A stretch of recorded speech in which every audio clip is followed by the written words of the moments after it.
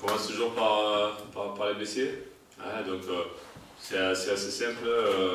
On a Ludo Val qui est en retour de blessure. Et ça se passe plutôt bien. Il est revenu sur les terrains. Mais bon, il n'est pas avec le groupe pour l'instant. Pour Erwin Cardona, Erwin, il n'y a pas de souci. Ouais, Erwin est sélectionnable, comme on dit. Pas de problème. Il s'est entraîné toute la semaine. Il a participé au petit jeu collectif mercredi. Voilà. Et il n'y a pas eu après le match de mercredi soir, de Pogo à gérer, des trucs? Non, il y a des coups, bien sûr. Il y a des petits tiraillements qui sont dus à la fatigue. Mais il n'y a pas. Il y avait rien de méchant hier. Après, bon, faut vérifier encore dans la journée, après l'entraînement aussi. Mais aujourd'hui, c'était plutôt bien. Voilà. Il n'y a pas de souci. Justement, l'état de fatigue, après ces deux matchs très rapprochés, comment vous jugez? C'est ça le plus compliqué. Voilà, c'est de le juger. Voilà. Les joueurs, eux, ils récupèrent assez vite. Mais ils sont jeunes. Ils pensent à récupérer rapidement. Après, il faudra voir quand même réellement comment on est. Donc on a un petit travail ce matin sur le terrain pour réveiller un petit peu tout ça. Et puis prendre la température, voir comment sont les uns les autres par rapport à leur état de fatigue. Vous avez allégé les séances Là, ouais, de toute façon, là, sur les séances de hier et celles d'aujourd'hui, ce sont des séances courtes, on garde une certaine intensité, mais c'est très court.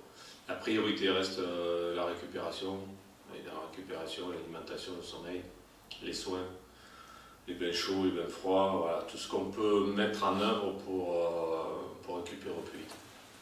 Ça veut dire que c'est peut-être ceux qui n'ont pas joué, qui n'ont pas beaucoup joué contre Rennes, qui ont peut-être davantage touché le ballon, et les titulaires de Rennes vont peut-être avoir davantage de récupération.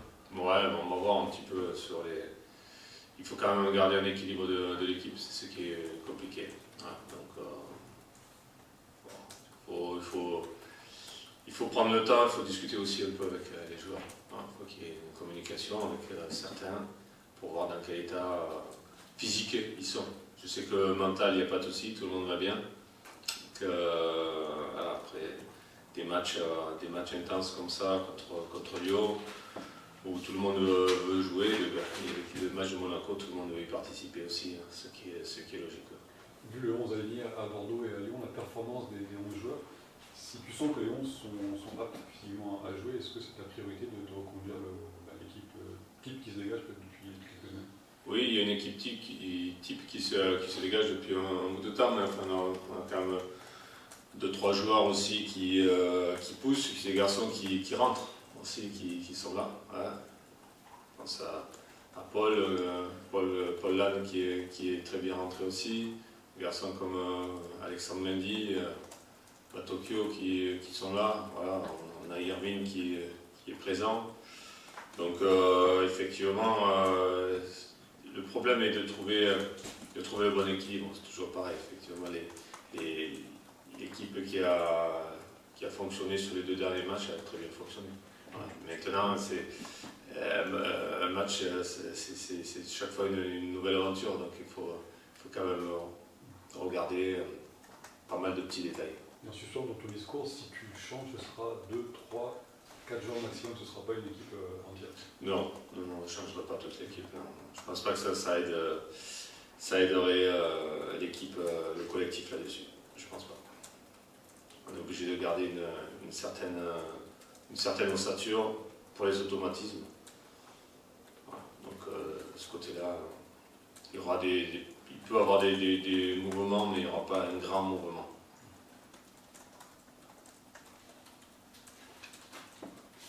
Si tu reviens avec un peu de recul sur le match de Lyon, pour un coach, c'est quand même plutôt agréable de voir des joueurs qui sont frustrés aujourd'hui, promus, frustrés de faire un but contre Lyon. C'est plutôt...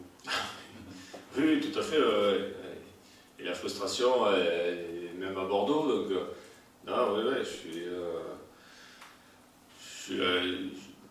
Sur ce que je vois, je suis satisfait par rapport à cet état d'esprit-là dont on parle depuis le début, cet engagement, cette envie de gagner, voilà, qui caractérise le groupe. On sent vraiment un groupe concerné et qui a envie de passer des caps, qui n'est pas juste là pour faire de la figuration. Voilà. Donc ça c'est intéressant. Et oui, quand on est frustré de ne pas gagner contre Lyon, ouais, ça veut dire qu'il y a de l'ambition derrière. C'est ce que je leur demande, mais aujourd'hui ils le font vraiment d'eux-mêmes. Ça c'est vraiment intéressant. Ouais. Est-ce que tu t'attendais aussitôt dans la saison à avoir une équipe joueuse qui a les principes de jeu qui marche en fait dès la 6e, 7e journée contre une grosse équipe? Bah, tu sais, en fait, j'ai découvert l'équipe, fait l'ossature de l'équipe déjà un petit peu la saison dernière, et puis après, bien sûr, beaucoup plus intimement, mais après, pendant les matchs amicaux.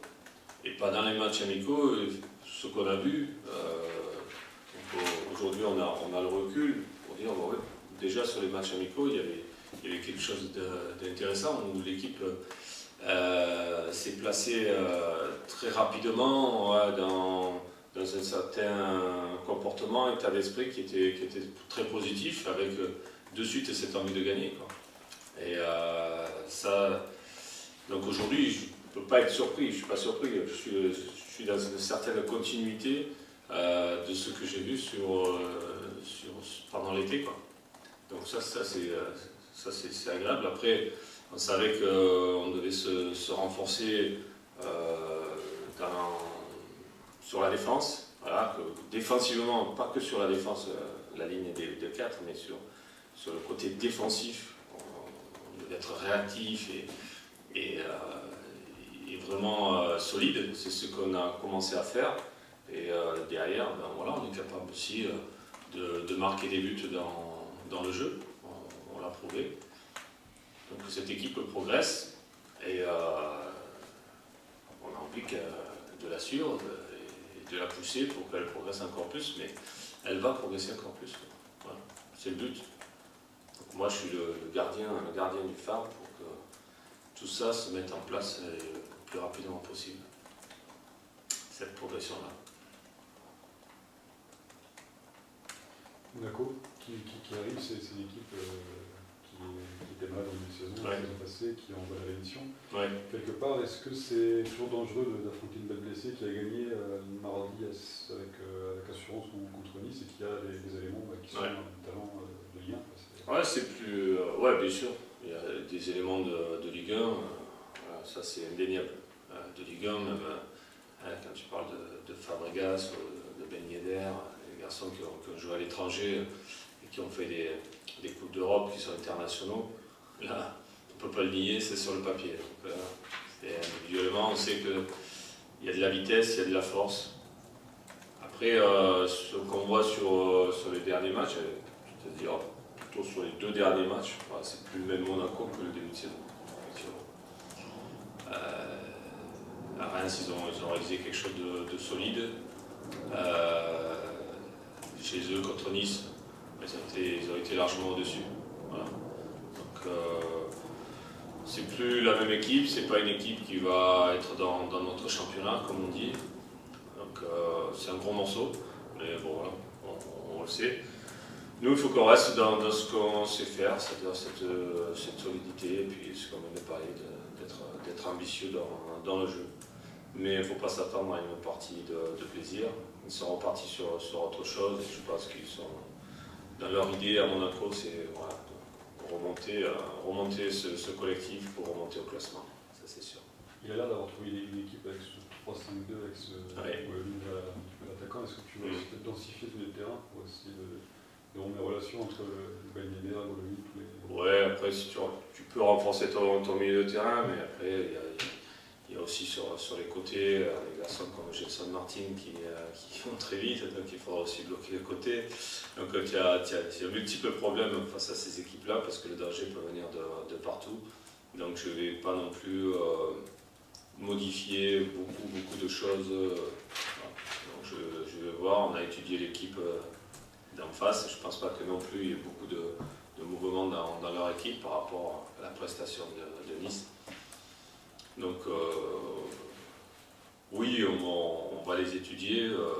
Non, on ne s'adapte pas toujours à l'adversaire. Il y a peut-être, même s'il y a une défense centrale qui est aussi densifiée, peut-être une certaine lenteur dont vous pourriez profiter si vous restez offensivement sur la lignée de Bordeaux, de Lyon, sur la lignée de dernier match. Oui, après, quand on regarde vraiment leur équipe, on ne peut pas parler de lenteur quand même. C'est quand même, ça reste quand même solide. Je ne sais pas s'il va y avoir un petit changement derrière chez eux, voilà, par rapport au dernier match qui s'est bien passé. Mais il y a toujours des failles. Ouais, il y a toujours des failles dans une équipe.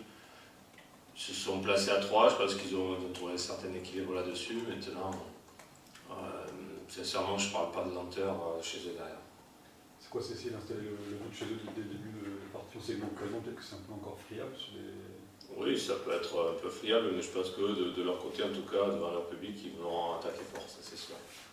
Après, à nous, c'est à nous à bien résister sur les premières minutes. On sait que l'entame des matchs est souvent important et ça fait partie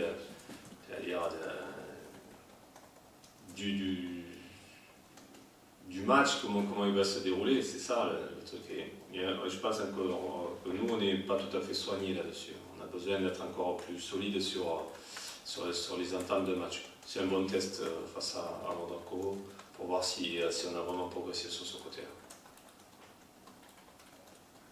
On parlait pendant la préparation du capitana, en fait, que tu as laissé, du capitana que tu as laissé un petit peu le temps de voir. C'est Mathias qui l'a récupéré. C'est quelque chose de logique pour toi au final de donner le brassard à quelqu'un qui est issu du club, qui était là l'année dernière aussi? Oui, je pense, ouais. Pour moi, c'est logique. Après, il faut que c'est tout un ensemble. Après, comme je te disais, là, on en avait parlé une fois là, sur le début de saison, le capitana, c'est pas juste un seul joueur. Dans le foot, il n'y a qu'un brassard. Mais après, c'est 3, 4 joueurs, 5 joueurs qui représentent l'ensemble du groupe. Il y a un groupe quand même assez étoffé. Donc, il faut des joueurs qui connaissent bien le club. Ouais. Et des joueurs qui arrivent de l'extérieur, lesquels, quand on a quelque chose à régler, ils font partie des capitaines et il y a aussi des nouveaux. Il faut un mix de tout ça. Mais il me semble logique que ce soit un joueur qui soit quand même issu du Sérail et qui soit là depuis un moment, qui connaisse un peu les rouages.